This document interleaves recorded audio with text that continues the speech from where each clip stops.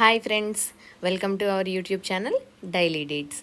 ఈరోజు మనం ఈ వీడియోలో మిల్ మేకర్ కర్రీ ఎలా తయారు చేయాలి అనేది చూసేద్దాం. ఈ కర్రీ ప్రిపేర్ చేయడానికి ముందుగా నేను 5 to 6 టమాటోస్ని కట్ చేసి పెట్టుకున్నాను. అండ్ 2 to 3 పచ్చిమిర్చి అండ్ ఒక పెద్ద సైజు ఆనియన్ ఒకటి కట్ చేసి పెట్టుకున్నాను. కరివేపాకును కూడా వాష్ చేసుకొని రెడీగా పెట్టుకున్నాను. ఇప్పుడు స్టవ్ వెలిగించి ఒక పాత్ర పెట్టుకొని అందులో తగినన్ని వాటర్ని యాడ్ చేసుకోవాలి. ఇందులో మనకి కావాల్సిన క్వాంటిటీలో మిల్ మేకర్ని యాడ్ చేస్తున్నాను. ఈ మిల్ మేకర్ని ఒక పొంగు వచ్చేంత వరకు ఉడికించుకోవాలి. మిల్ మేకర్ ఉడకడానికి ఎక్కువ టైం ఏం పట్టదండి, 2 to 3 మినిట్స్లోనే ఉడుకుతుంది. ఇలా ఉడికిన మిల్ మేకర్ని తీసుకొని కూల్ వాటర్ యాడ్ చేస్తూ చల్లారిన తర్వాత స్క్వీజ్ చేసి పక్కన పెట్టుకోవాలి.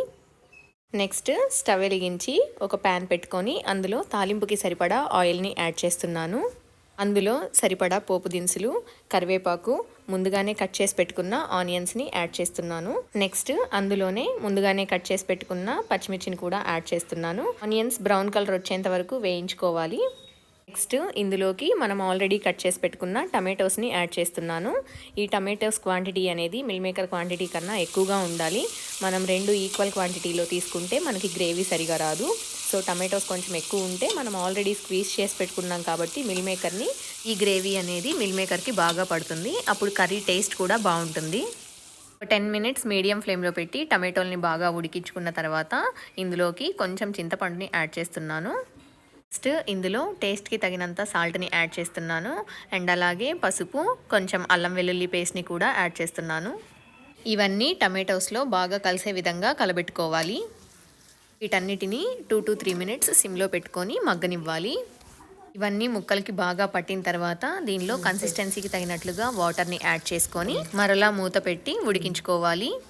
టమాటోస్ మెత్తగా ఉడికిన తర్వాత మనం ముందుగానే స్క్వీజ్ చేసి పెట్టుకున్న మిల్ మేకర్ని ఈ టమాటోస్లోకి యాడ్ చేస్తున్నాను. మిల్ మేకర్స్ అన్నీ గ్రేవీలో బాగా కలిసే విధంగా కలబెట్టుకోవాలి. వాటర్ కొంచెం సరిపోనట్లయితే మనం ఈ స్టేజ్లో మన కన్సిస్టెన్సీకి తగినట్లుగా వాటర్ని యాడ్ చేసుకోవచ్చు. నెక్స్ట్ మనం మూత పెట్టి క్లోజ్ చేసి ఒక 5 మినిట్స్ సిమ్లో ఈ కర్రీని మగ్గనివ్వాలి. అప్పుడు మనకి గ్రేవీ అంతా ముక్కలకి బాగా పడుతుంది. కర్రీ మగ్గిన తర్వాత నేను దీనికి ధనియాల పొడి కొంచెం, గరం మసాలా పొడి కొంచెం యాడ్ చేస్తున్నాను. ఇది మొత్తం బాగా కలబెట్టుకొని కర్రీని 2 to 3 మినిట్స్ సిమ్లో ఉంచి మగ్గనివ్వాలి. ఆ తర్వాత స్టవ్ ఆఫ్ చేసుకోవడమే. అంతే అండి, ఎంతో ఈజీగా సింపుల్గా మిల్ మేకర్ కర్రీని ఈ ప్రాసెస్లో మీరు కూడా ట్రై చేసి కర్రీ మీకు ఏ విధంగా వచ్చింది అనేది నాకు కమెంట్ రూపంలో తెలియజేయండి. ఈ వీడియో కనుక మీకు నచ్చినట్లయితే లైక్ చేయండి. మీకు ఇన్ఫర్మేటివ్గా అనిపించినట్లయితే షేర్ చేయండి. ఫైనల్లీ సబ్స్క్రైబ్ చేయడం మర్చిపోకండి. Thank you.